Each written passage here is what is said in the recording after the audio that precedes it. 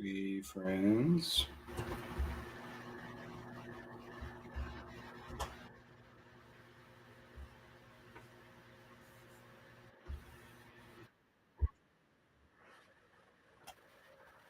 What's up, y'all? Just doing some tests here. Sure, we're all up and running.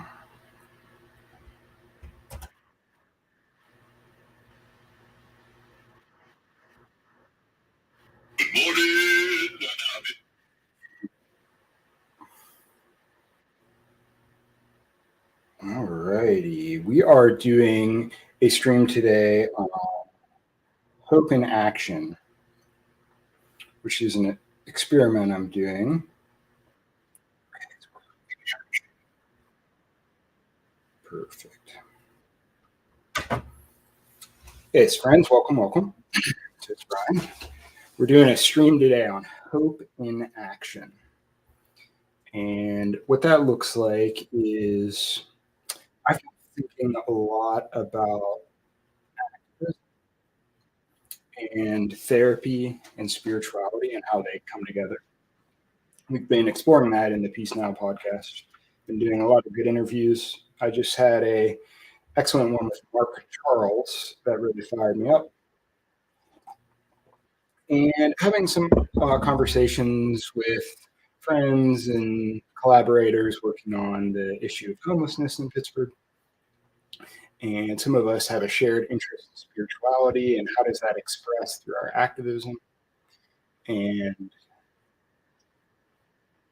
this idea, the virtue of hope was coming up for me a lot. Is I think something that really drives me in my practice in my life is the transformation of despair or hopelessness, or I guess despair and hopelessness into hope.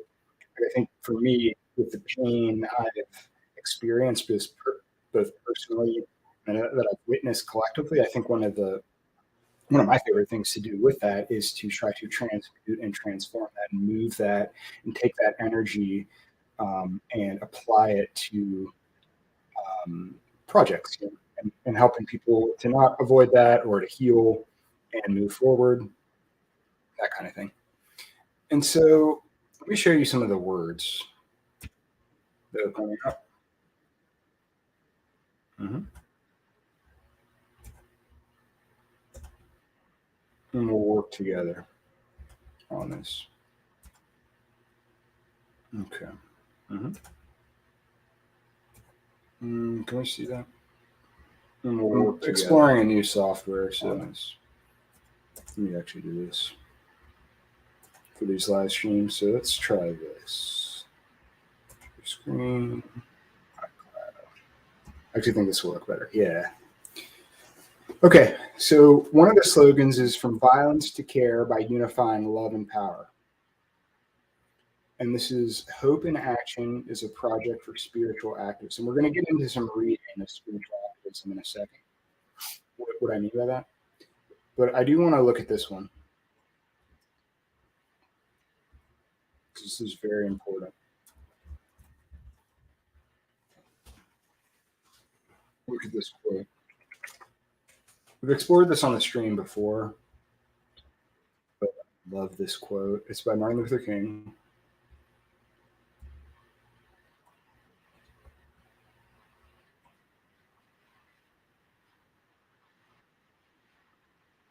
I don't know if we can do that, but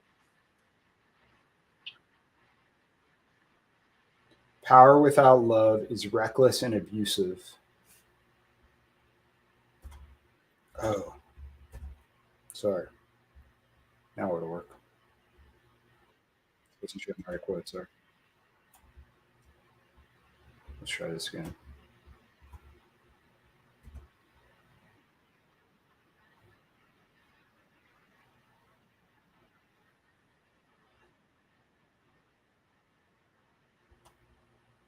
Power without love is reckless and abusive, and love without power is sentimental and anemic. Power at its best is love implementing the demands of justice, and justice at its best is power correcting everything that stands against love. Justice, and justice at its best is power. sure my sound is working. It seems like it is. Okay, so let's go back to this. Um,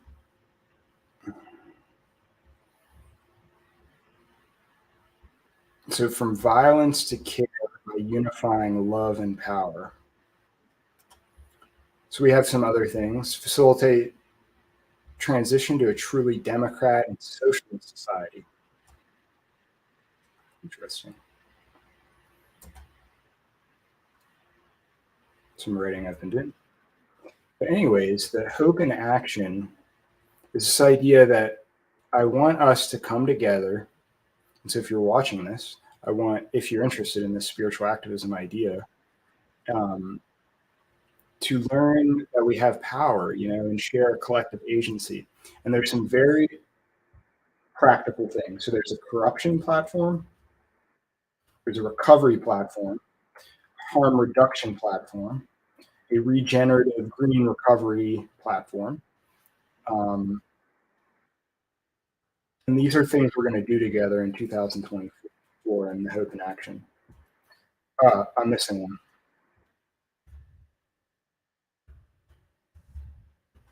I'm going to put it at the top because it's very important.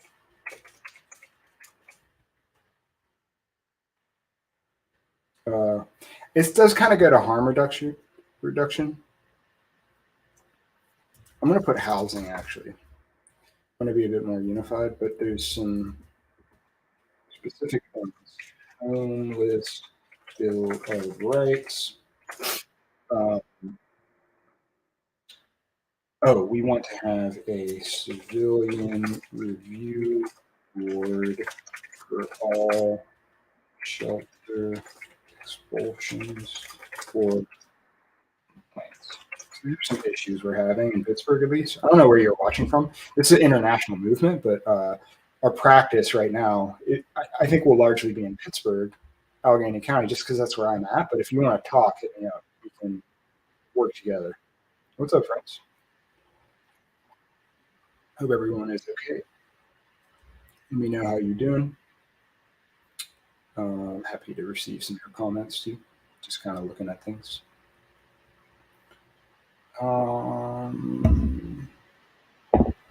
So what was I saying? Oh, we've got a comment. Hey.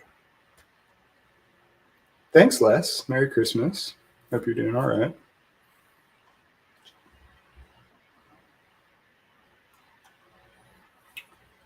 Okay.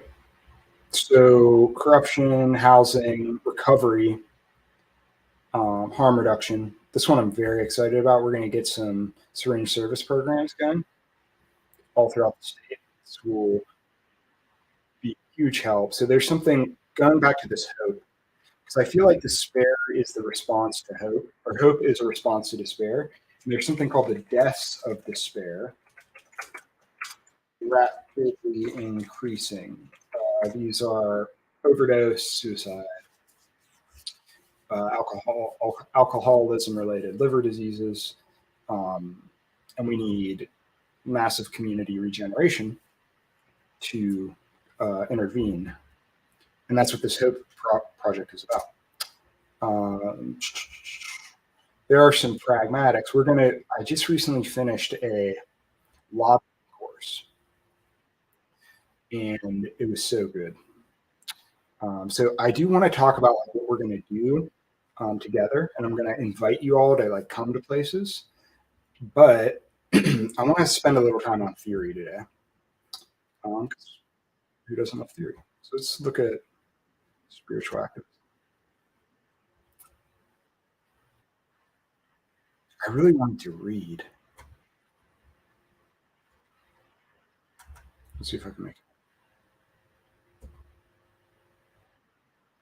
All right. Let's try something else.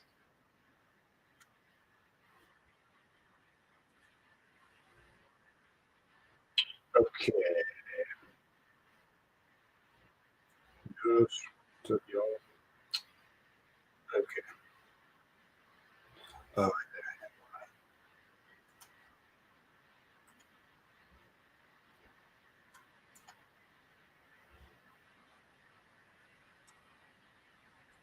actually, I'll just read. Okay, so spiritual activism is a practice that brings together otherworldly and inward focused work, the otherworldly and inward focused work of spirituality and the outwardly focused work of activism, which focuses on the conditions of the material or physical world.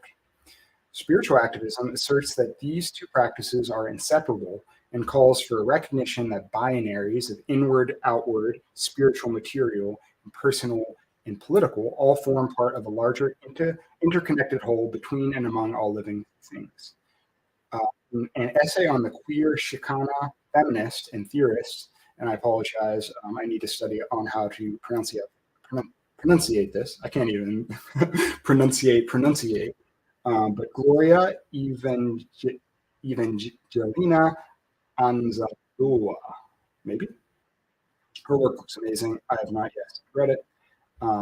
But Anna Louise Keating is a contemporary scholar who is amplifying this work and building on it. I'm hoping to get her on the podcast. But they say that, they being both of them, say that spiritual activism is spirituality for social change, spirituality that posits a relational worldview. Love that. And uses this holistic worldview to transform oneself and one's worlds. So this notion of transformation, I think, is very important here. The transformation and repetition, these are things that I think we need to look at, because repetition can be nice, like ritual can be nice.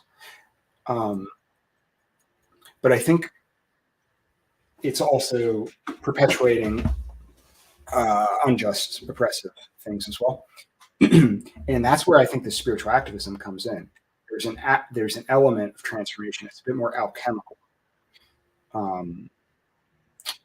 Yes, and I want to utilize this framework to help us organize our work this year on like the homeless bill of rights, the corruption, the recovery, the harm reduction, the green recovery, and jobs.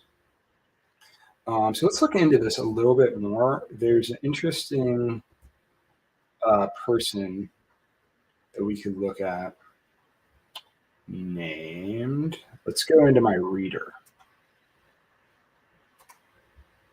Do we want to look at,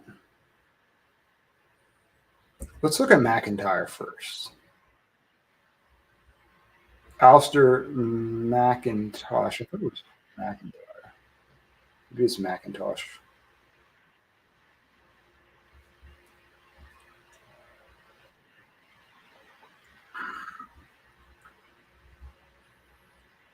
Okay.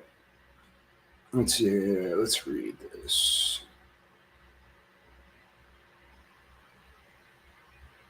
Yeah, I think I want to read this.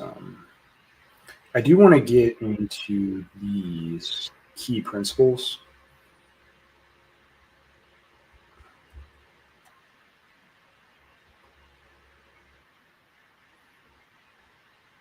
Let me know if y'all can see this all right.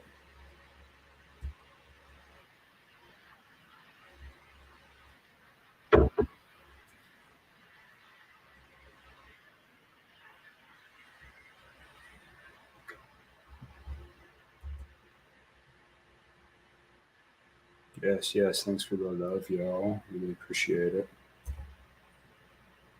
Great to have y'all on. Okay. So back to the streaming. Key principles of spiritual activism. Hello.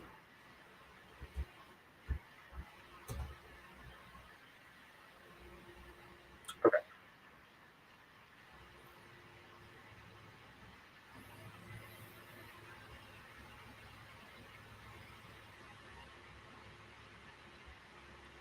They say activism is the expression of agency. To act is to engage with life, and so to become more fully alive. Agency is power. And power can be power over others, powers with them, or power from within. It is with the latter two forms of relationship that spiritual activism is concerned. For both, the term empowerment applies and means power into or power from within. And there's an interesting diagram. We may just have the tiniest teaspoon. Interesting. So it's really evocative. There's a giant with a spoon, and there's some kind of trench. And there's rain and some construction things, and then a smaller person with like a shovel that does appear to be either closing or opening a crack.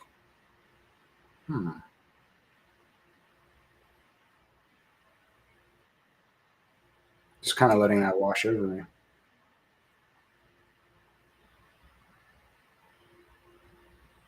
I'm thinking that there's something about understanding our power, maybe thinking we only have a teaspoon, but it's really big. Maybe that's it. Anyways, spiritual activism arises out of being moved or called from within. Usually, it's, quote, vocation, as a calling is, will be a burden of awareness. As was observed by the Brazilian Archbishop in liberation theology, Dom Helder Camara, when I give food to the poor, that he's saying, Bishop Camara, quote, when I give food to the poor, they call me a saint. When I ask why the poor have no food, they call me a communist. And that's from a text by Camara and McDonough in 2009, or at least that's when it was published. Okay, so then the authors say, when spiritual principles have been used to harm or control others, they become toxic to the soul. Because the spiritual is the deepest source of power, it's also the most deeply misappropriated. Every imperialist knows that to colonize land and labor, you must also colonize the soul. Spiritual activism, therefore, reclaims both spirituality and spiritual tools from authoritarian uses of religion.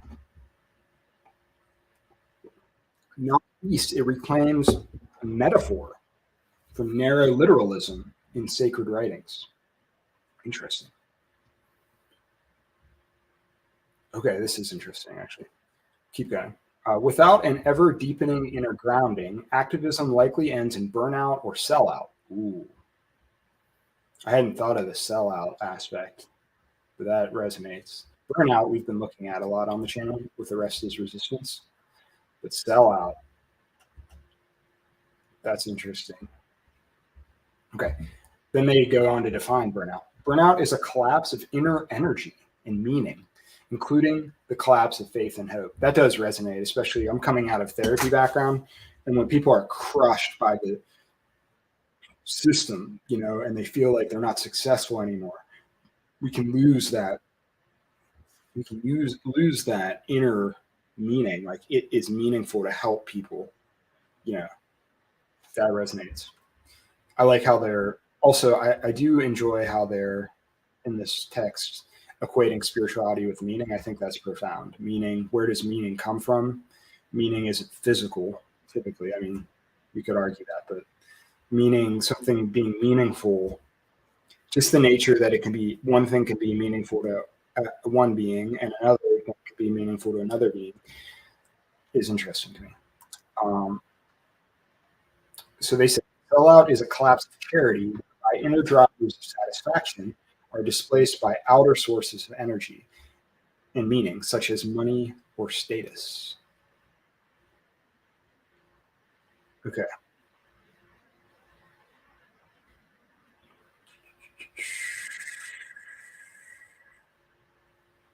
This is interesting. Spiritual activism hinges on the overlapping definitions of shamanic, bardic, and prophetic functions. All work with inner power. So they've got 3 archetypes. The shaman. Okay, so let's see if I can explore. This is interesting. First of all, functions is a very interesting way to think.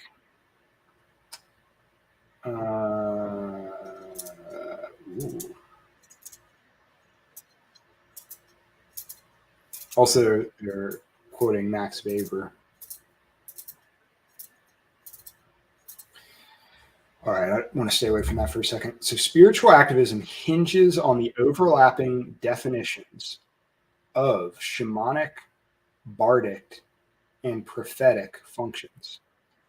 So, let me go into my mind, my heart, and see if I can understand what they're saying here.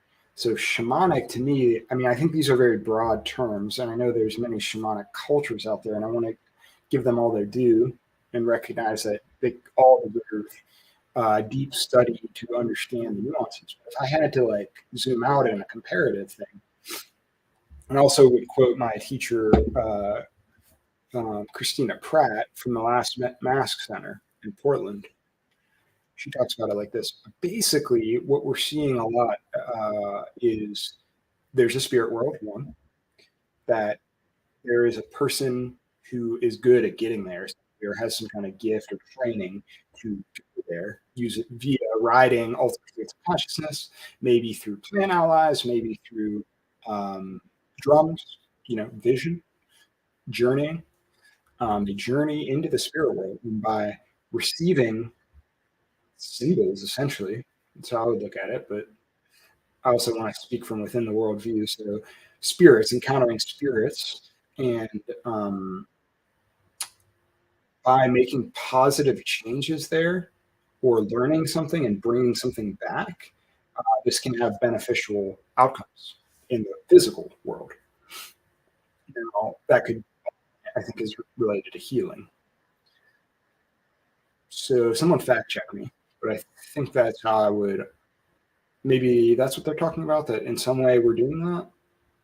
Bardic. This is I know less about this, but I think this is about storytelling. And sadly, this is most closely to my culture. So that's a gap I have. But let's look this up. Yeah, Celtic.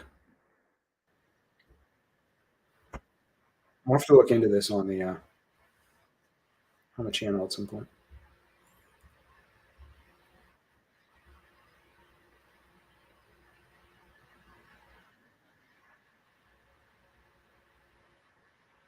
Wales, Scotland, Village Bard. Yeah, I think there's a myth making quality too to it. So that's kind of interesting. Yeah, let's go back to our. I think, where are we? We're here. And then prophetic. Now we're looking at the Old Testament. Now this is interesting because the Old Testament, or in the Jewish tradition, would be the Tanka. I'm sorry, friends.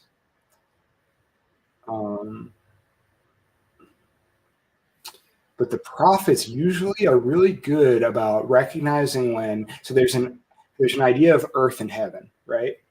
Or the material world and the spiritual world. And there's deeper spiritual principles that we can align with, and there will be abundance and prosperity. And when we're off kilter, things start going haywire. And the prophets notice when it's off kilter, and they say, "It's off kilter. There's a problem." And I actually deeply resonate with this because, I feel sometimes that, like in Pittsburgh right now, there's last time I checked, there were over 140 people who wanted beds to sleep in. It's Christmas Day right now when I'm streaming this, so maybe in just my imagination, I'll think about something. And to me, the fact that people want beds and aren't receiving them when we have plenty of money, especially in our county, because if it's cold enough, we will open up emergency shelters, which means we do have the resources.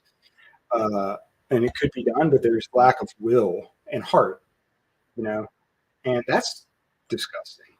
I mean, and prophets, I think, have this kind of indignation where, where people are like, hey, or we just allow ourselves to let this happen, maybe throw some coins at people if we're lucky, but not really reckon with the system that is generating um, trauma and homelessness, not really reckoning with it and destroying it or dismantling it or building something new, regenerating something that works. Anyway, so I think the prophetic function, I hadn't thought about it, but I think that's quite stimulating actually. So shout out to this text here. I'm going to go ahead a little bit. Just look at what they're talking about. So the validity of spirituality is one principle. I like this because it's asking us to look at our worldview. And this is very important, I think, for someone like me and the background I have, coming out of a Western country, um, America, imperial core, we just think that the reality is the reality for everyone. Um, and I think this is deeply problematic.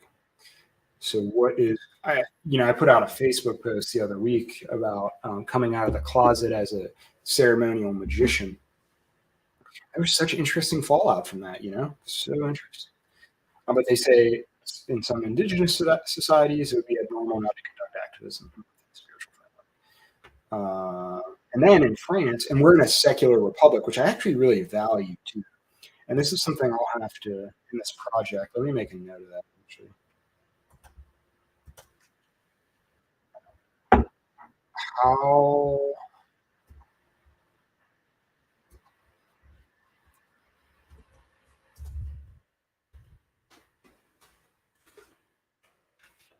How to reconcile interesting ideas within secular republic. See, it's not Leibniz, is it? Spinoza.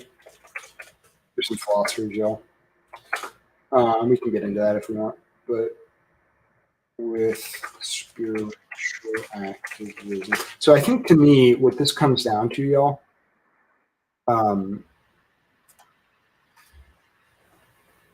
so I personally am liberal in the sense that I believe plurality is good.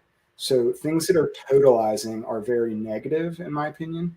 And I want an ecosystem of different ideas. And so the problem with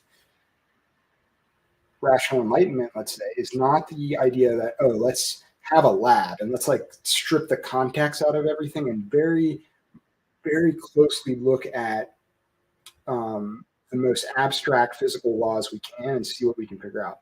That is cool. That's an interesting idea. The problem with it would be elevating that and making a hierarchy and saying this is the only methodology, or this is the superior methodology to studying or healing. That is the problem. And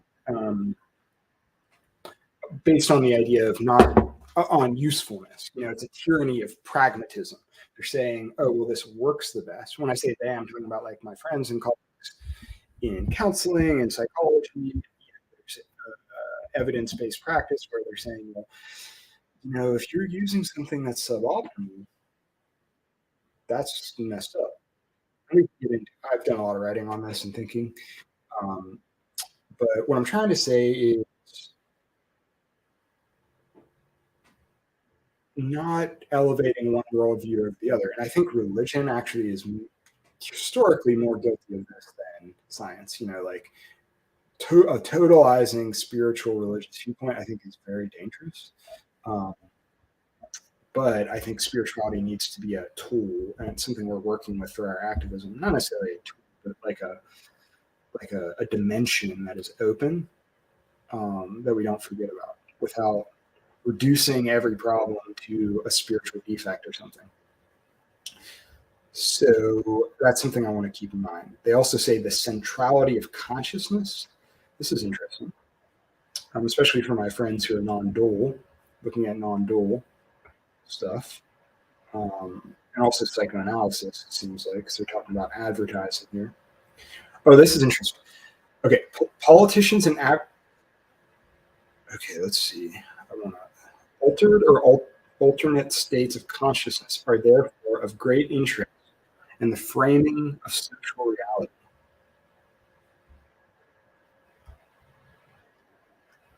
Interest. Politicians and advertisers understand this and may shape with it a shrunken reality. Activists need to understand it too in liberating human potential. Lower states of consciousness, such as drunkenness. I don't love this idea. I'm not a huge fan of this idea of higher and lower states of consciousness. So I would say I'll have to think about this, but my intuition is to reject this idea, um, because I don't like. I prefer a more web-like structure instead of a. I prefer and actually think it's more accurate uh, to talk about things in relationship to each other. So I wouldn't elevate, like, let's say, a fasted, clear, highly meditative. Let's say in Buddhism, the jhana state. So if I'm in jhana and I've been um, meditating, or I've been fasting for 48 hours, I'm in jhana, and when I do stuff like that, I experience this like focus and clarity, right? And when I get drunk, if I get drunk, I mean, obviously that's very different. I, but where's the high and the low? I mean, I think it's more perspectival. I'm seeing in a different way. And I would rather have an ecology of perception as opposed to a hierarchy of perception. I like when I said that. I'm going to write that down. Let's see. Ecology of perception versus hierarchy of perception, critique of MacIntyre. So I do have a critique of MacIntyre, it looks like, here. I mean, I'm going to ask him to come on the podcast, or them. Both of them will come on.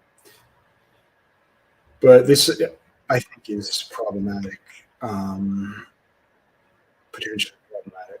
I mean, I get what they're saying. I think what they're saying is that they prefer unity, love, bliss, and ineffability consciousness to being drunk, which is fine.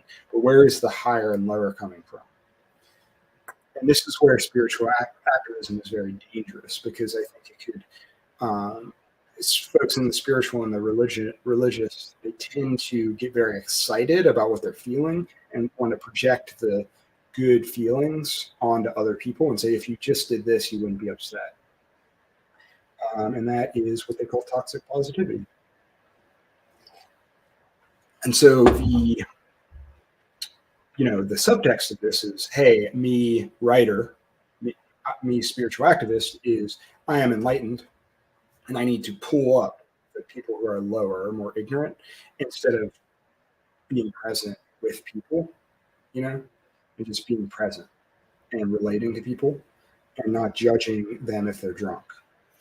And actually seeing that as part of the mandala of experience. So I guess I have a pretty, again, I haven't read this whole thing, but this hierarchy of consciousness, I'm going to have an issue with hierarchy in general. So I think hierarchy is a projection of the ego. I think that hierarchy is, our brains do have a hierarchy, and that is helpful. Like, for example, the polyvagal theory. I've got these cards right here. And so it's helpful, like, we need to prioritize things, right? So if I have to go to the bathroom, or if I'm really hungry, my brain needs to amplify that signal. It needs to say, this is very, very important, because you need to prioritize this, or your homeostasis in the body-mind system is going to be drastically interrupted. And so as an evolutionary strategy, we developed hierarchy as a way to prioritize things quickly in an unconscious way. However, we can't just project our brain onto reality. And that's why I think I probably have such an issue with this, is he's saying consciousness is central to all experience. What kind of consciousness? Is this sense perception? Because obviously the way a bat perceives things and the way Brian perceives things is different. And so as long as he's not saying, not saying the human consciousnesses. And I think they are, because they're talking about how they're making a hierarchy. So it's like, does the bat have a lower state of consciousness than a human being in a blissed out state? And how would we determine that? So, anyways, I wonder what y'all think of this. Not seeing any comments, but let me know if you're vibing or how you are. Love to chat with my friends. And I wonder, I'm streaming on Instagram for the first time, and I do see some people. Oh, cool. My friend here was talking to me about Bardic, being Bardic. Sorry, I missed that, y'all. Didn't come through to my software.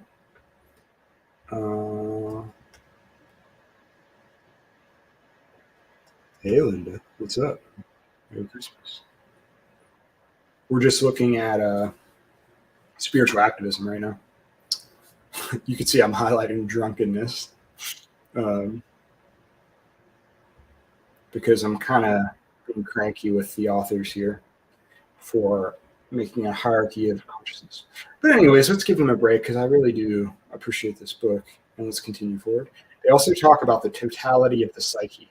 Now, this is where things get very interesting, because they amplify Jung here, Carl Jung, and they counterpoint Jung with Freud, which of course a lot of people do that.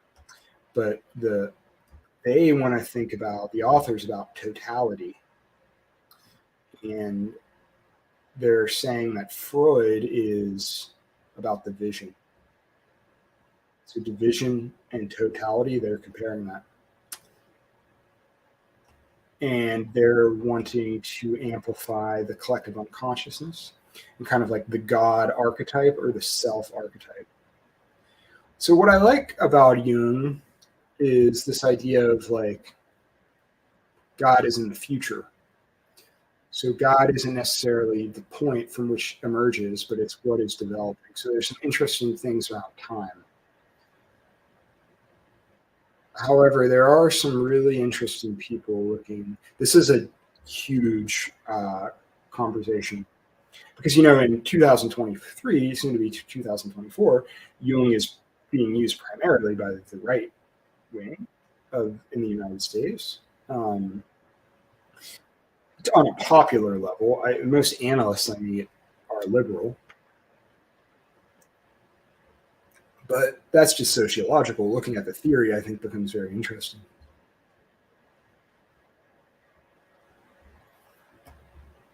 Anyways, they do, so this totality, we'll have to dig into this. So actually, I'm going to make a note here. Okay.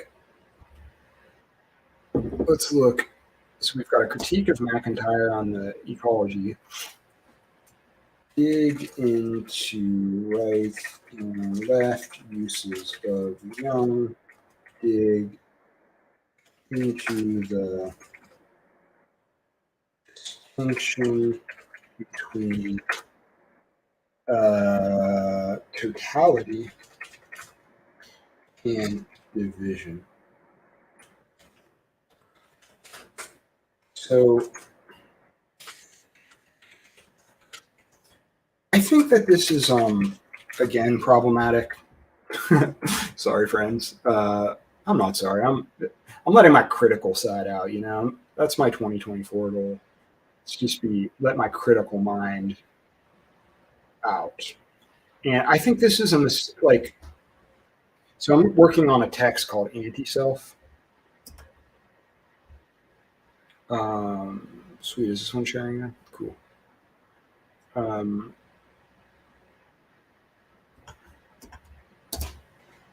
Anti-self equals complementary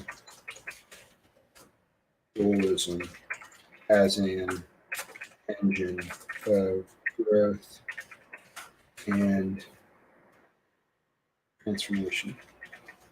So I think this idea of totality is annoying. I don't like totality. So I disagree with the authors here. Um, I want to get back here. Share this. So I don't necessarily. I believe that totality is a myth that we approach asymptotically, and that the self, this idea, is something that is like a point that's calling, like from the future, like, hey, come towards me. So this wholeness is actually a fantasy. Um, that is very motivating.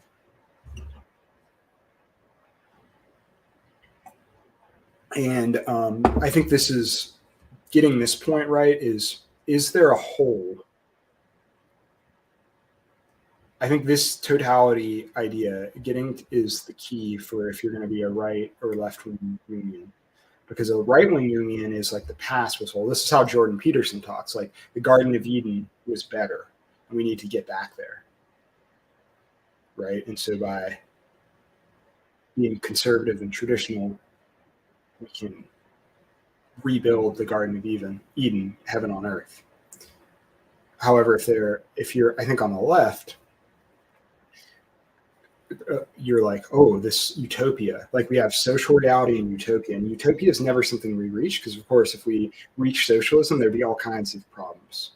Suffering would not be fully abolished, but we would make progress, right? And then we would continue to. And it's asymptotic, meaning it's a limit that we approach, like infinity. Infinity isn't a number; it's a limit. It's a horizon. So I think that's important. Um, yes, but I think I'm over this one. We've got two critiques. The wholeness. I do really like this as a provocation, and some of this early stuff was really interesting. But I do want to dig into actually all three of these: the validity, the centrality of consciousness, and the totality of psyche. I think I'm going to have some issues with. Um, Not necessarily that I'm right and they're wrong, but I think we need to have a dialogue with them more so I can more fully understand their points and could use your help too, y'all, if you want to help me understand this one. Okay. So, welcome, y'all. Good to have you on. Sorry, I don't know if we've met JPIC, but glad that it's relevant to you. Yep. Okay. So, the next thing is I want to look at back to this.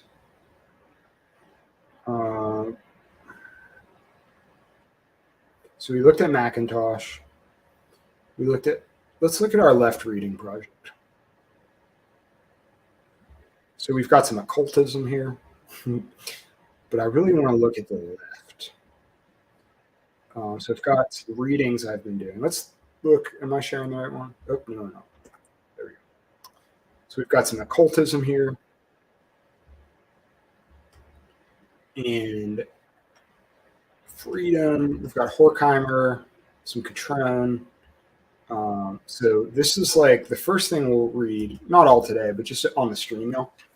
We'll look at what is the left.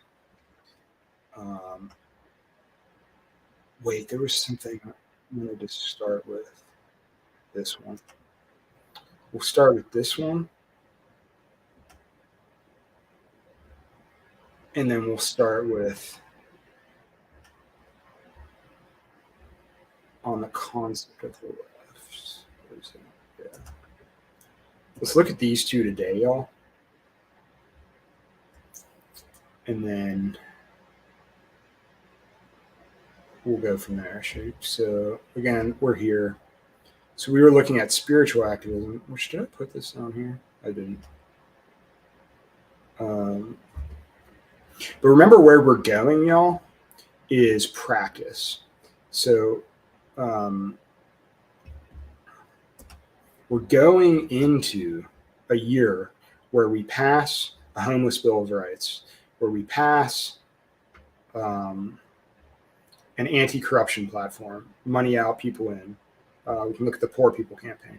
I don't know if this yellow is kind of hard on the eyes. Um, Green, recovery and jobs, harm reduction, syringe service program. Also, I'll tell you this right now. I have this fun idea. So we're calling this I think we're going to call it the Hope Agenda, but I hope you will help me design a Hope Agenda um, for Pittsburgh. Yeah, for Pittsburgh. We'll start there. Pittsburgh and the world. We got to learn how to organize locally, I think, is going to be very important. And then we'll connect with our friends all over the place. Okay, so, I don't know if y'all are familiar with the Bread and Roses song. So, this is so inspiring to me.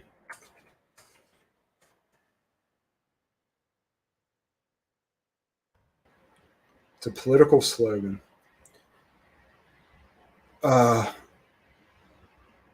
So I first heard about it when I was reading about women's suffrage.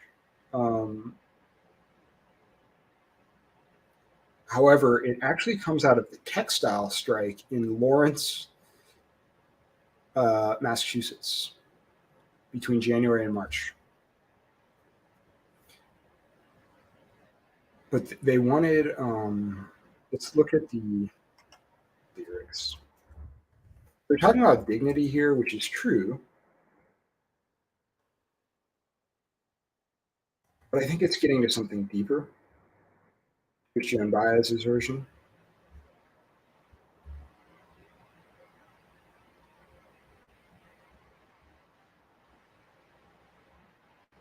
Yeah. As we come marching, marching, unnumbered women dead, go crying through our singing their ancient call for bread. Small art and love and beauty, their trudging spirits new.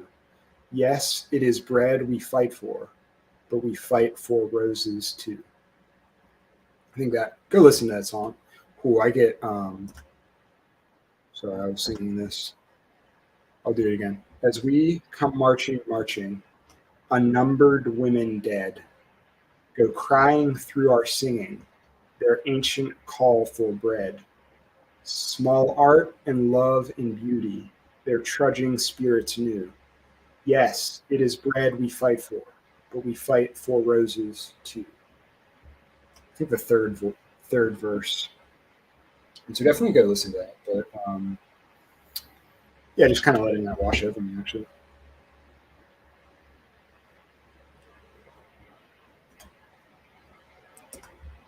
Mm. This other thing, like we need to have great art around.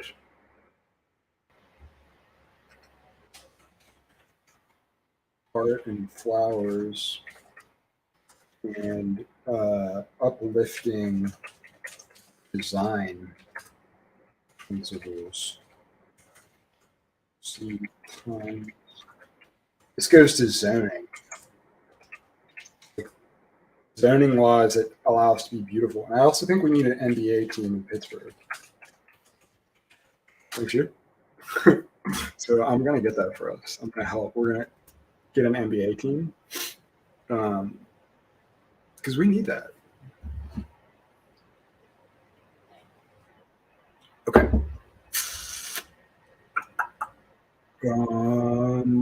Let's look at some more less stuff. We want to go to, let's look at freedom. So here's a loaded term, right? Freedom. Actually, we want to go here. Let's go to this tab. Let's go. I'm using this reader, y'all. It's so fun. Oh, no, this one. Max Horkheimer. So who is Max Horkheimer? Let's look into his background a little bit. Max Horkheimer, a German sociologist.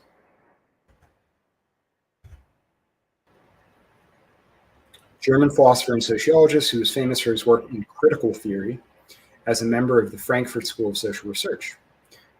Horkheimer addressed authoritarianism, militarism, economic disruption, environmental crises, and the poverty of mass culture, using the philosophy of history as a framework. Born in 1895 to an Orthodox Jewish family in Germany. So, what happened during the wars? Drafted into World War One, rejected on medical grounds. So thankfully, he was able to live in America. When I say thankfully, I just mean thinking of World War II. Ended up in Los Angeles.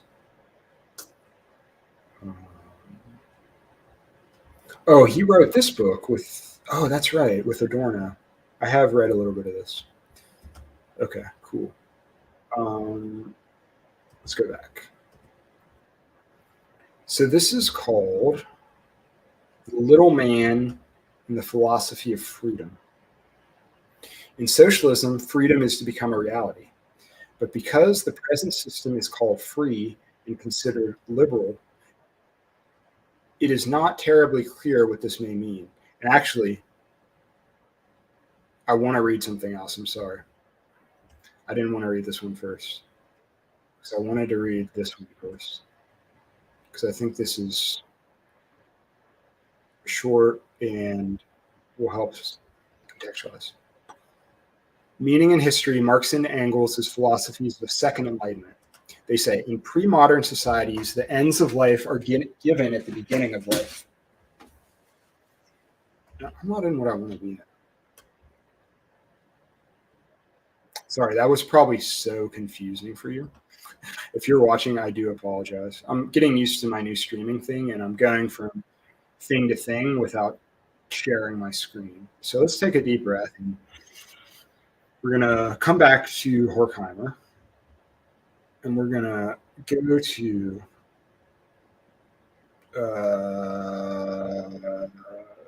this one.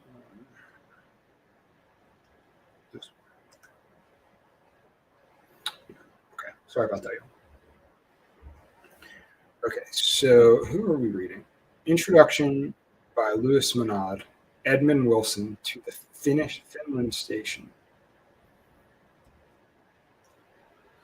I feel like I'm so proud of myself because I feel like I am purely indulging in like my ADHD fantasy, which is just be talking to my friends about a bunch of different things.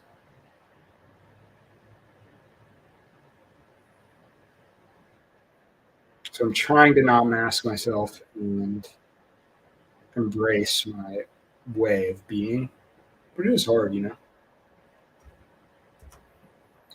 know. Okay, cool. So, To the Finland Station, a study in the writing and acting of history, is a book by American critic and historian Edmund Wilson.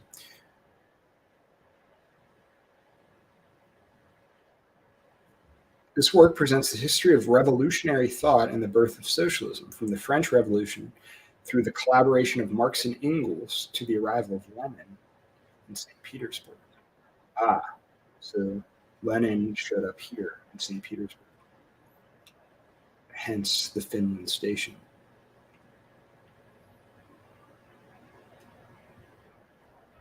Very interesting.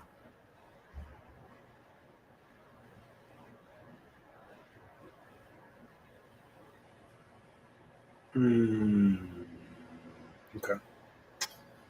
Let's see what they're talking about here.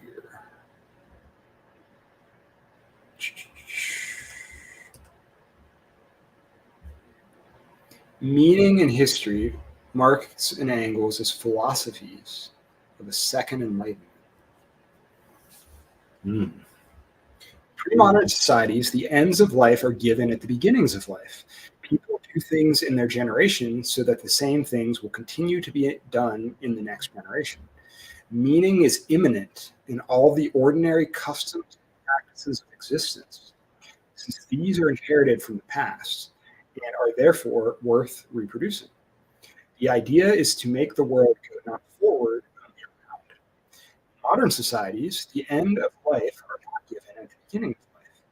They are thought to be created or discovered. This is pretty explosive. So much to say here. Okay, but I'm just going to keep going.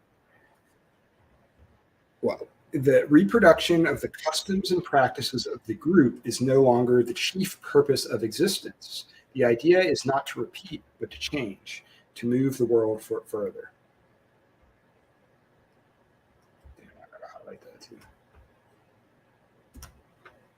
Meaning is no longer immanent in the practices of ordinary life, since those practices are understood by everyone to be contingent and time bound.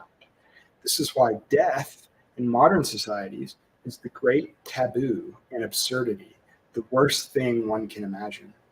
For at the close of life, people cannot look back and know that they have accomplished the task set for them at birth. This knowledge always lies up ahead, somewhere over history's horizon. Modern societies don't know what will Modern societies don't know what will count as valuable in the conduct of life in the long run, because they have no way of knowing what conduct the long run will find. What? Modern societies don't know what will count as valuable in the conduct of life in the long run, because they have no way of knowing what conduct the long run will find itself in a position to respect. That is a hell of a sentence. I think I get it. Okay, I got it. So it's hard to know. Let me rephrase. It's hard to know what to do because the best thing is going to be in the future, something like that. So an ethical way to live is being created, or a new ethical way to live might be found in the future. Therefore, it's hard to evaluate our ethical life now, something like that. I think that's interesting. I don't know how big of a problem that really is. People are talking about like the meaning crisis. I mean, I guess the way I think, well, because I'll have to think more about that. Curious what y'all think. I'm a little bit curious about that one. Hmm. Okay.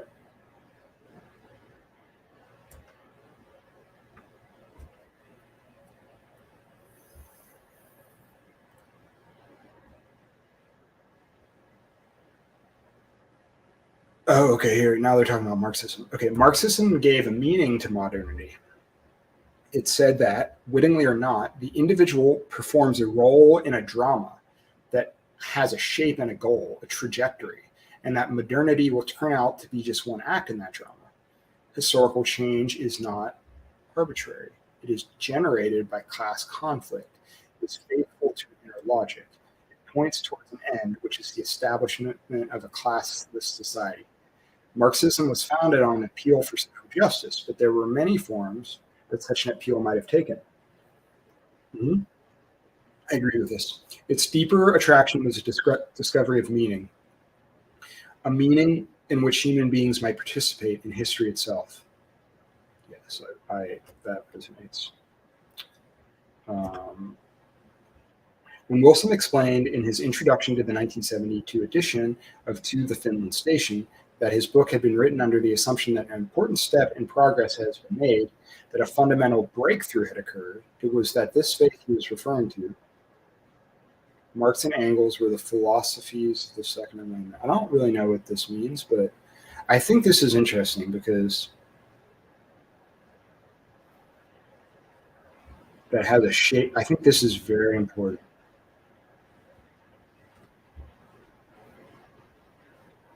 Because I do believe that it's a story, it's a myth, and yeah, I think I believe that, yeah, because that kind of sucks the power out of it, which sucks because we need these things. But I think it's better to actually zoom out and recognize and ask ourselves, what story do we want to live in?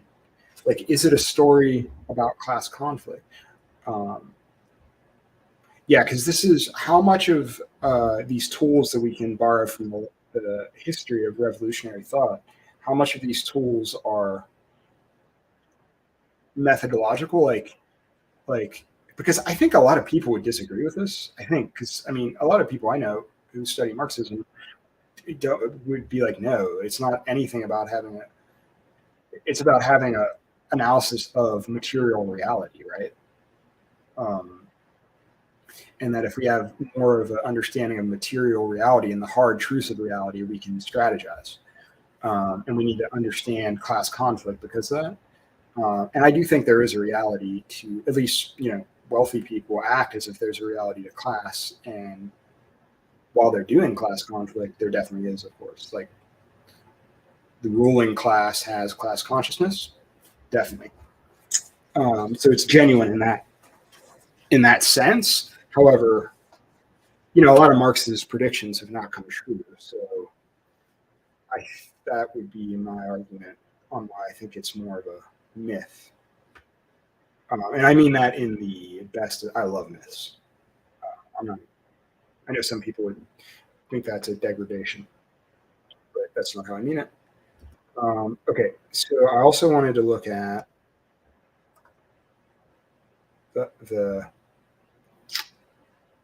just two more, y'all. Herkheimer.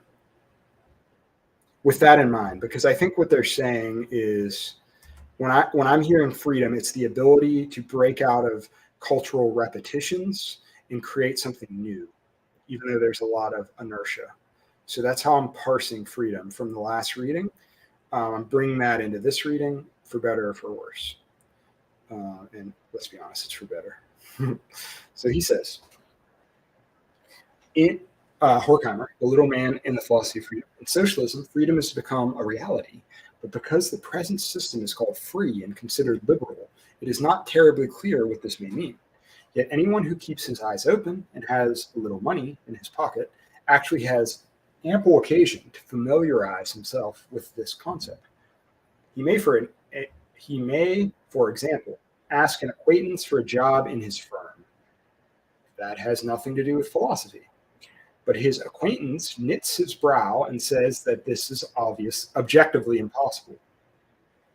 Business is bad, he says, and he's even been obliged to let many employees go. The man should not be angry with him, for it is not within his power. His freedom does not extend that far.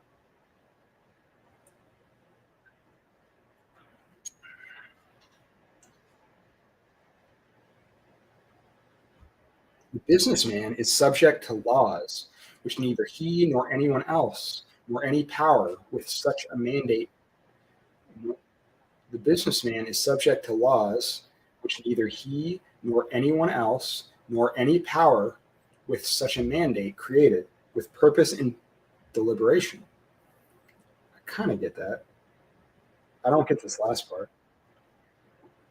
Nor any power with such a mandate created with purpose and deliberation. It's saying no one created it, okay. I think. There are laws which the big capitalists, and perhaps he himself, skillfully make use of, but whose existence must be accepted as fact. Boom, bust, inflation, war, and even the qualities of things in human beings the present society demands are functions of such laws, of the anonymous social reality. Ooh, that's interesting. We can't. I guess maybe because it's a PDF.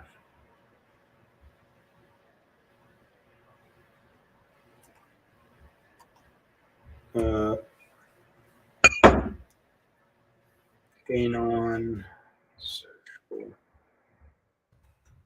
reality. I like how this sounds.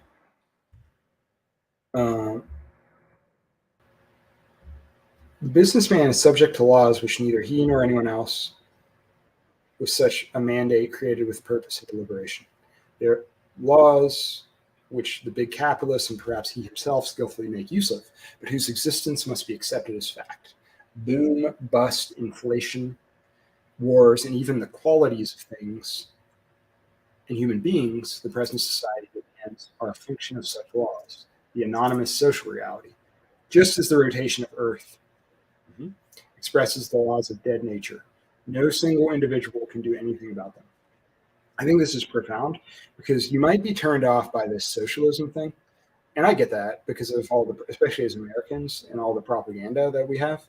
But I think this is profound because if we go back to the point about the myth, and just the idea that capitalism is contingent and not a law, and it is something that is developed and will continue to develop, I think is profound. It's an interesting idea.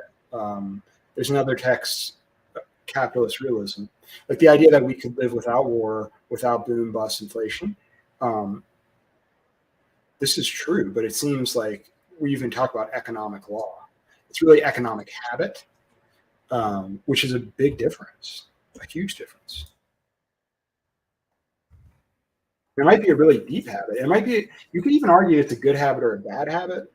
I would say it's a bad habit because I want to not have a lot of social ills that like inequality and abundance in one place and scarcity in another. But you might say like, well, it's a better habit than monarchy, which I would agree with. Actually, I would agree with that. I would. However, I think we could have better habits, basically. But I think just the recognition that it's a habit, if someone will grant me that, I think that's great ground. So I'm curious what you all think about that. If you agree, if you disagree, what you think. Cool.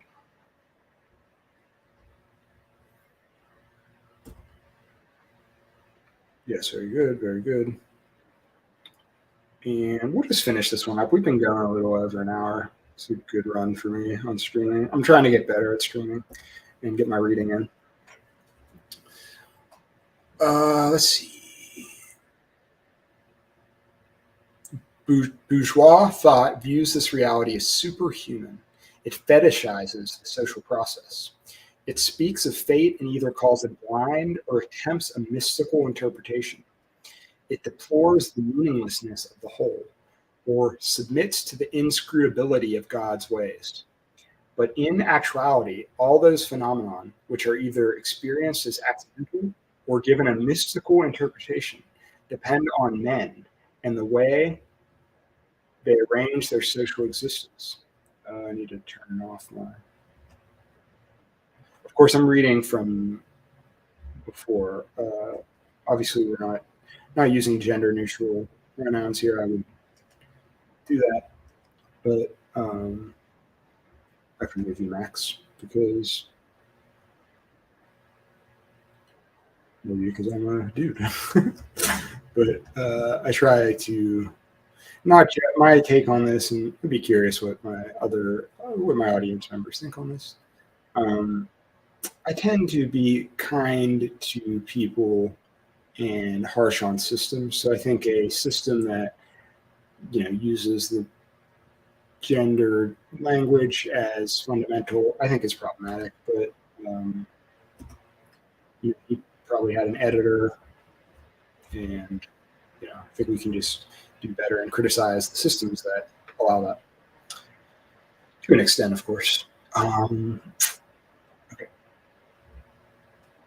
but let's go back to the profound point he's making, which is, but in actuality, all those phenomenon, which are either experienced as accidental or given a mystical interpretation, depend on men and the way they arrange their social existence. They can therefore also be changed. That's it. They can, because of and yeah, it depends on us and the way we arrange our social existence. They're contingent. I'm now parsing, and they can also be changed. And this is where spirituality and religion can be a huge problem, because for this is where we have to encounter the left critique, I think, which is that if religion and spirituality is being used in a way to reinforce traumatic, toxic systems and call them divine or victim blame, and say, if you were really following the spiritual principles, this wouldn't be happening. That is when we can get into problematic territory, I think. And Mark Charles spoke beautifully on this. Let me show you Mark Charles. He is writing a book on this.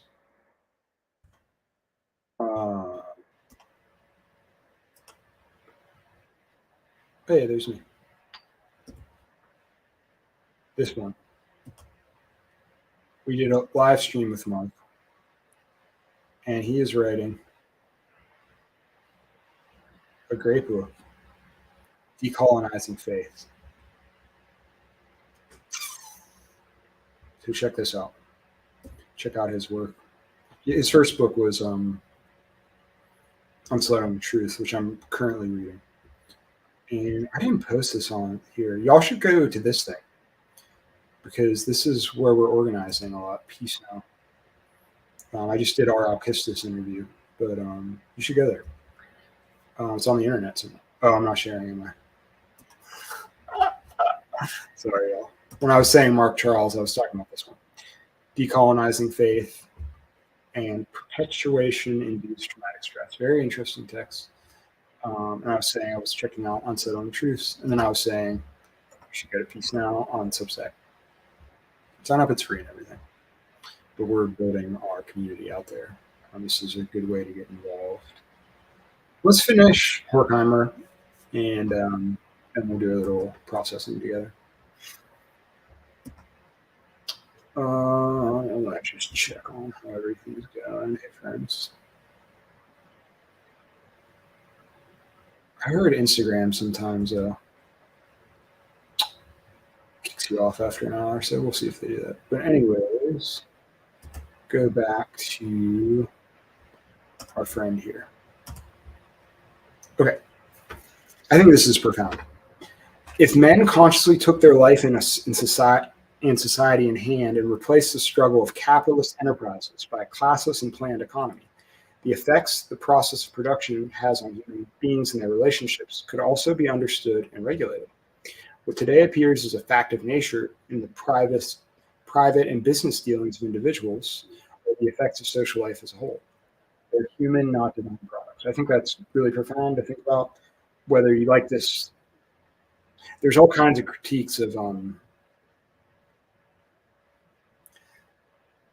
this planned economy, and like maybe it doesn't work. And there's, Hayek and a lot of economists, they say spontaneous order, and there's many profound critiques of planned economy. It's hard to solve coordination problems.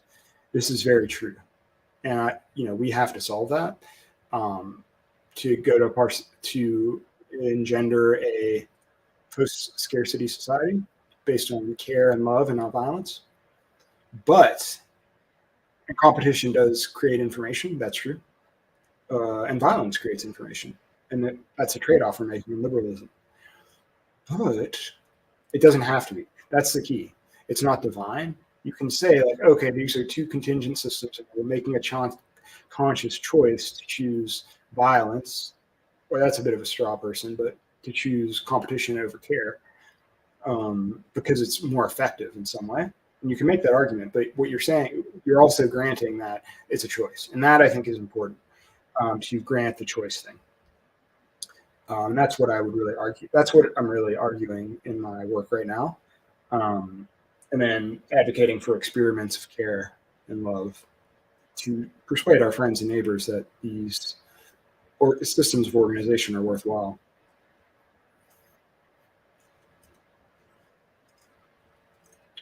I think that's good for now. Well, how much longer do we have? Oh, let's finish it. Insight is not enough, of course, to change the state of affairs. For the error is not that people do not recognize the subject, but that the subject does not exist. Yes. Everything, therefore, depends on creating the free subject that consciously shapes their social life. Perfect. Love that.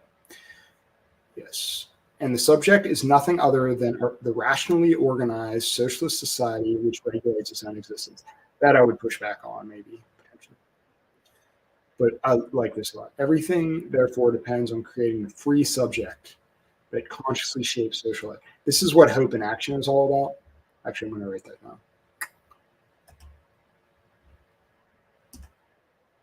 So what does he say?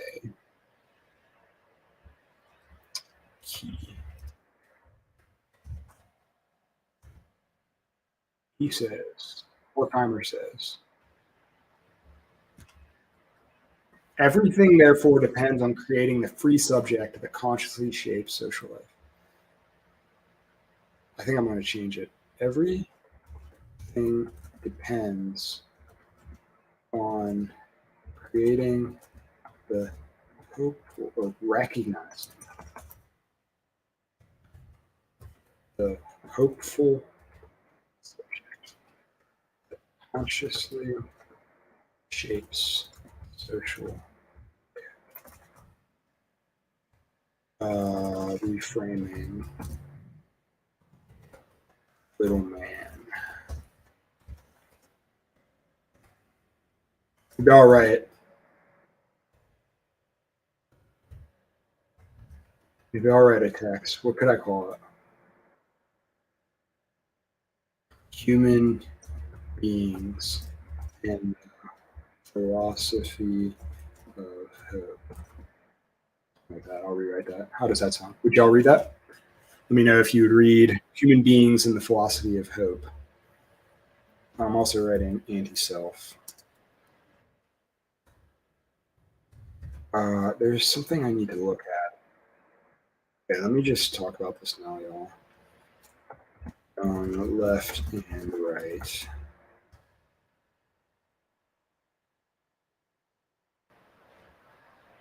Oh, come on now. Where is this?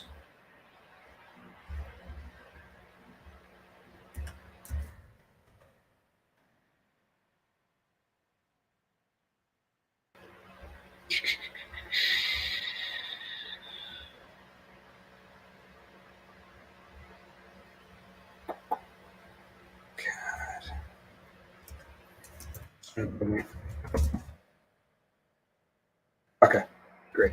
Found it. This one.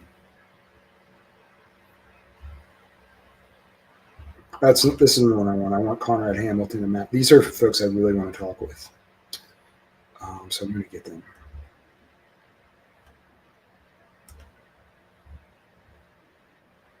Especially Matt.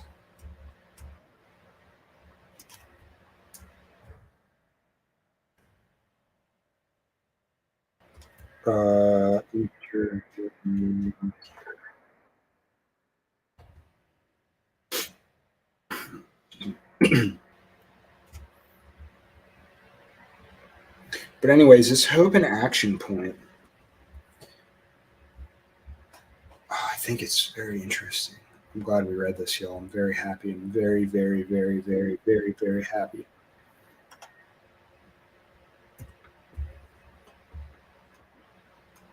Ooh, this is great.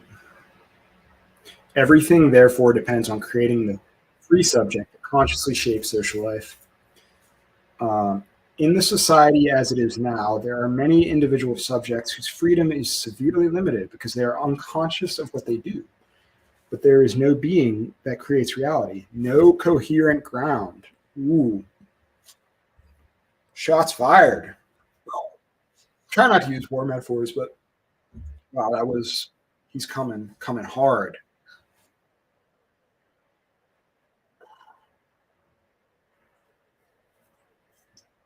Yeah, I think there's this idea. I think this is big in the 20th century, right? That there's some kind of. Oh, I hope we get David Bentley Harlan because this will be great to discuss with him. But emailing him.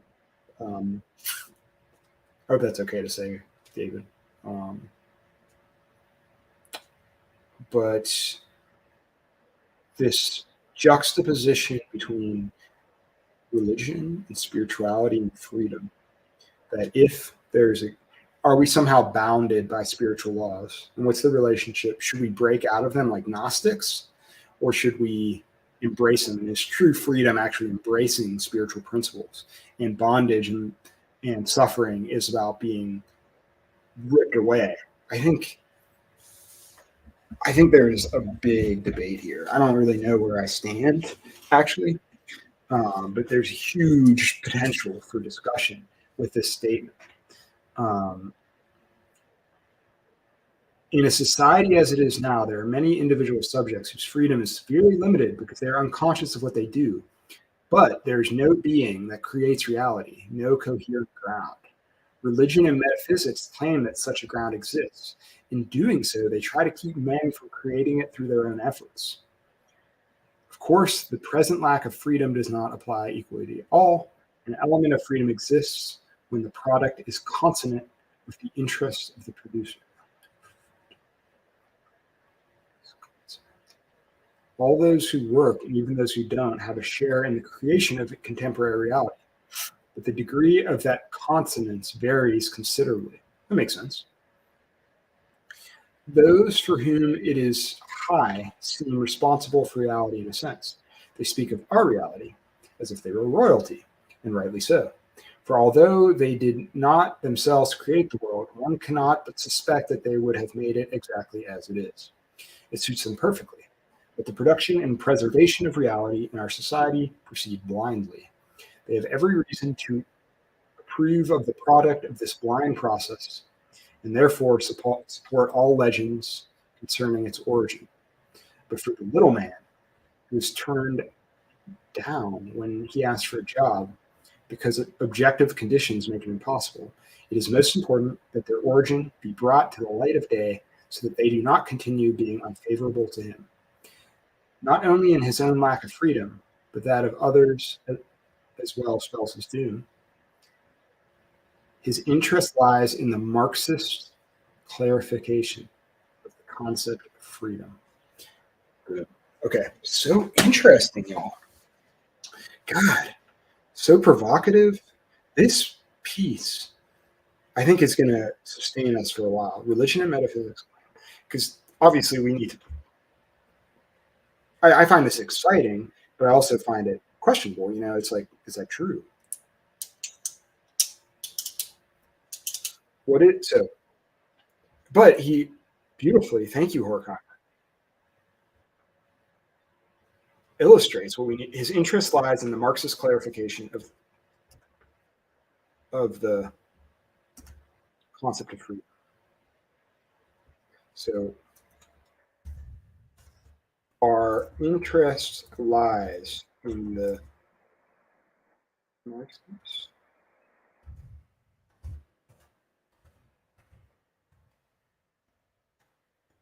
I think I'm going to say spiritual. We could also do the Jungian if we wanted to bring these together.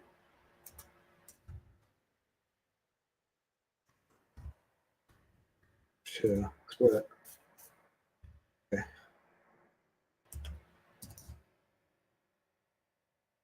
Okay. Good work, y'all. We got through Max. We looked at who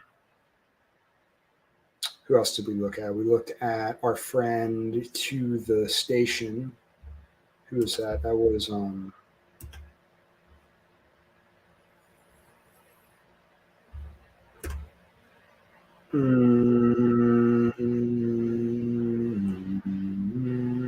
this one. Oh, this is Marx. We can read that next time. Actually, let's read it real quick. What is progress if not the absolute elaboration of humanity's creative dispositions, unmeasured by any previously established yardstick, an end in itself, the absolute movement of becoming? God, Marx is such a good writer. He's so provocative and interesting. I wish people knew that instead of just. I mean, that is such an evocative. What if progress is not the absolute?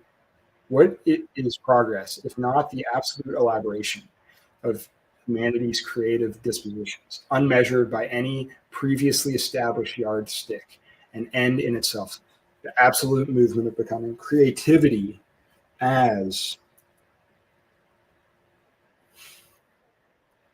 fundamental, you know, creation. And this is where I think like Jung and Marx could be really profound, because if we are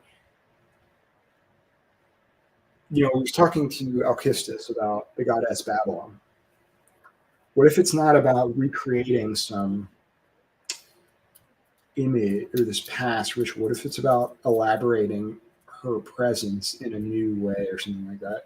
I don't know if that's right, but that might be one way to bring them together. It would definitely be able to way to escape bad habits. The ancient conception in which man always appears in however narrowly national, religious, political definition as the aim of production seems very much more exalted than the modern world, in which production is the aim of man and wealth the aim of production. Okay, what is he saying here?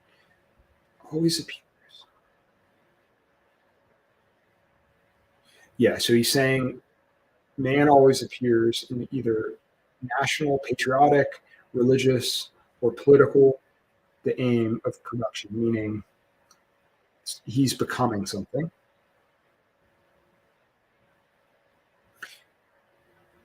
Where we are producing something, and wealth is the aim of that thing. We're trying to make money. Is what he's saying.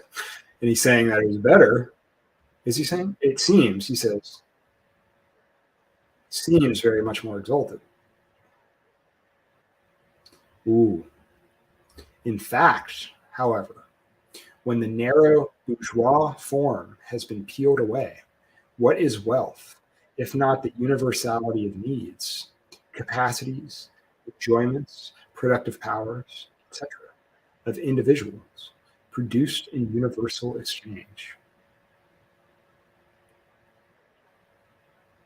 Okay, so he's trying to say wealth is okay if we could get out of bourgeois, which needs to be studied more deeply because that's a word. He means it in a very technical way, and I feel like our modern conception of it, and I know it's very technical because it has to do a lot with like Enlightenment philosophy. And there's this whole story about how like it goes to the founding of the Republic and the United States and the French Revolution and the various estates, so the overthrowing of priests and soldiers and kings as the drivers of culture, stepping into producers, capitalists. They weren't capitalists; they were like merchants. So that's a whole interesting thing. I'm not that great at history, but anyways, I know we might, as an audience, we might have this nature of bourgeois. We might have this idea of what bourgeois means, but it might not be right for what he means it as. And he is Marx, by the way, Paul Marx. This is Grundrisse. I forget how you say that, from 1857, earlier than most of his well-known.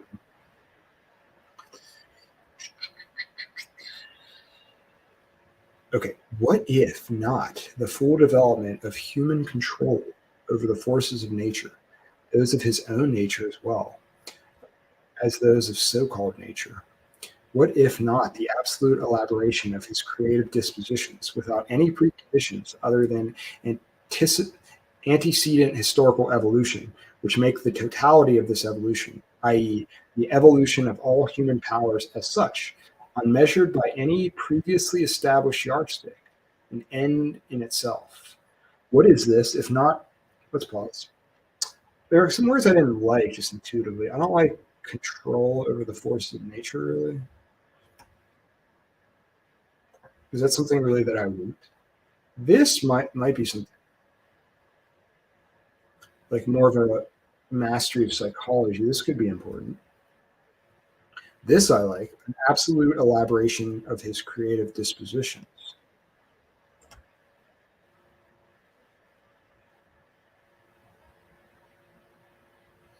I'm not sure what he's saying here without any preconditions other than the antecedent historical evolution, which make the totality of this evolution, i.e., the evolution of all human powers as such, unmeasured by any previously established yardstick. End in of itself. Would he? I mean, how I'm parsing that is making growth an end, or change or transformation an end, unmeasured by any previously. I think it's talking about creativity.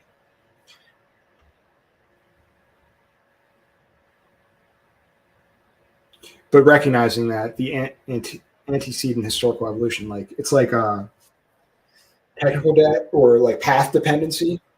Path dependency is important here. I think he's talking about path dependency. Like, how do I take it?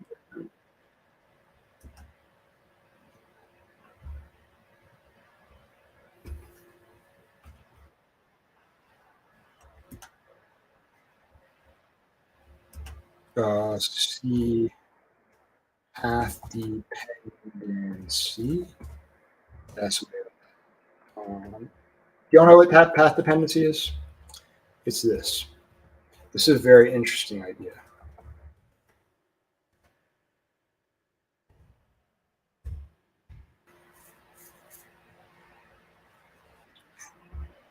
I love this definition.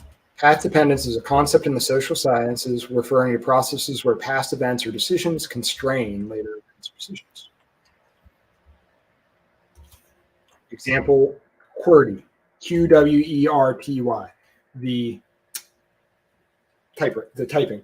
That was done because typewriters, we wanted to slow down, actually, because if you type too fast, you would break them or they would jam. But it's actually suboptimal. But now that we have them, it's so hard to go back and change it into a more. People have tried, but it's almost impossible. So that decision haunts us to this day. I think that's very interesting. So I'm going to copy that and put it in here. No, I put it in the wrong one.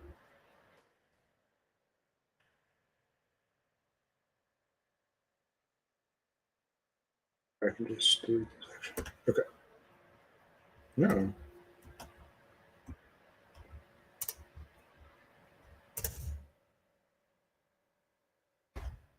Okay, let's finish this.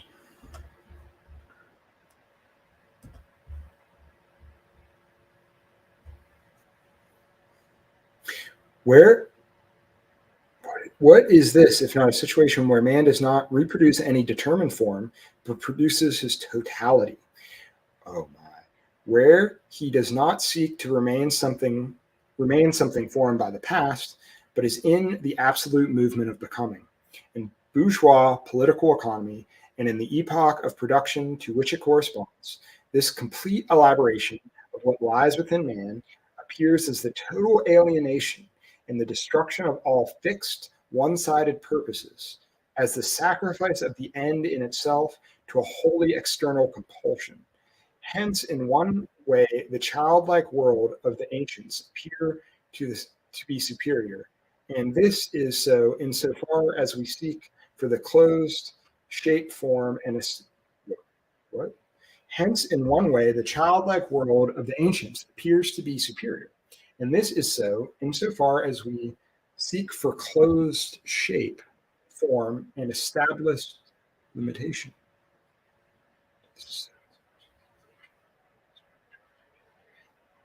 Hmm.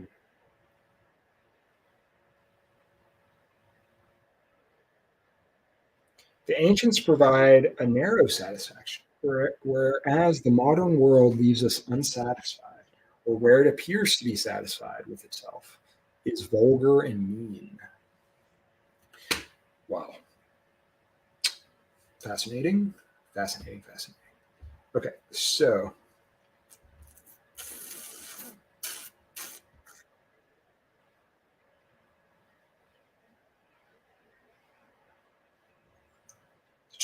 remember we were talking about totality?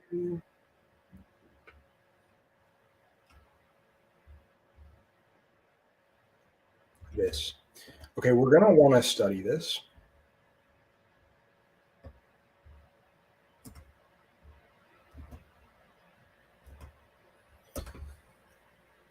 Marx and Jung see self as totality and complex as past habit slash conditioning. Yeah, that is very fascinating.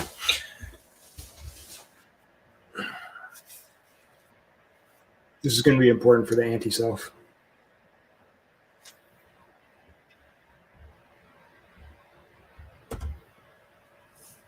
Okay, friends. I think I'm feeling pretty good about where we're at. Let's look at this.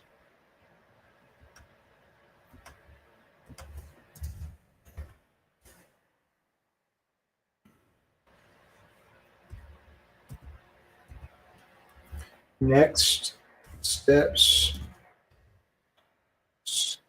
We need to create our platform. Create a persuasive platform doc for discussion. Schedule meetup. Get tax started. Process notes and breaks from there.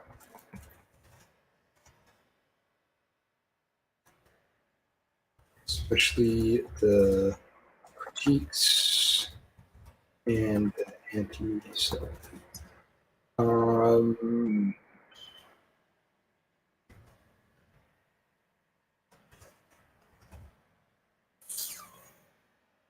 the other thing too? Oh,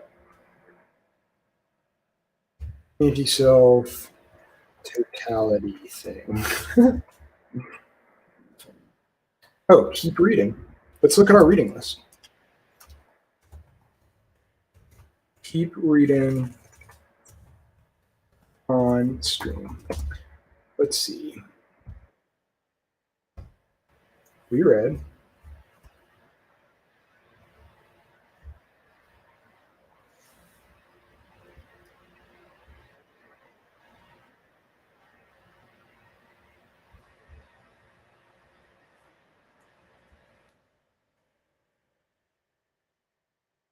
oh, I got a new computer. I forget. How did you strike through on Windows?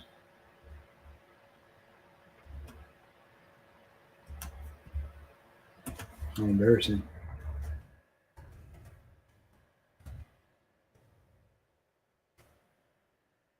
Control B. Alt K.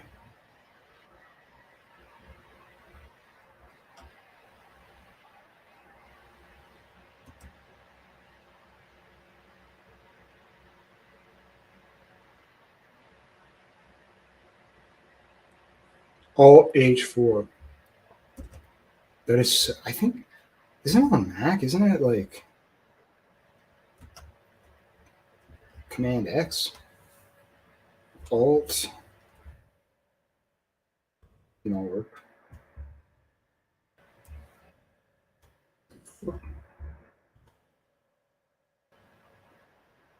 Alt plus H plus 4.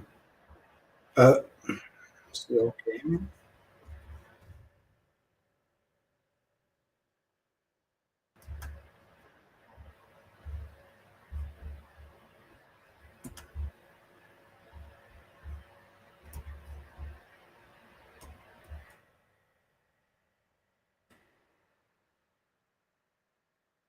That is so annoying.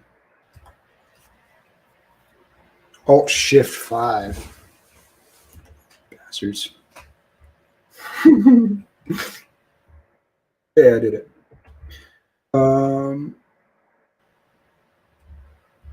Okay, we read these. That was pretty good. And then we also read. Oh, what was it again? And then we also read Spiritual Activist. Did I put that somewhere?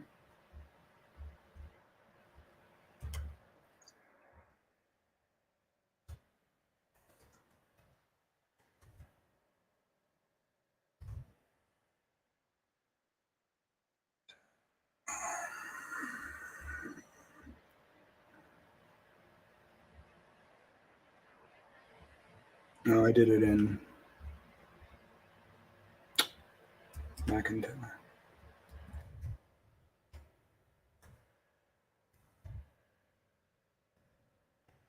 Oh.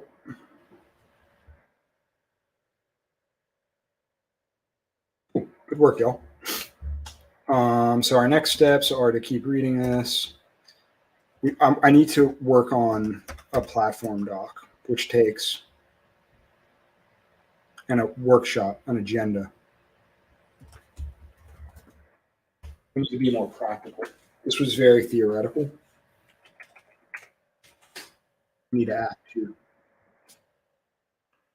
New entry.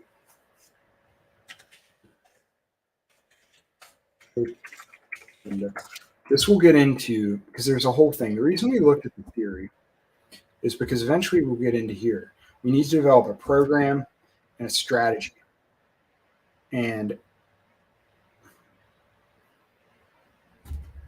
so it's theory, strategy, program. And they're in ecology. Remember, we're not thinking hierarchical, but they do have their different functions.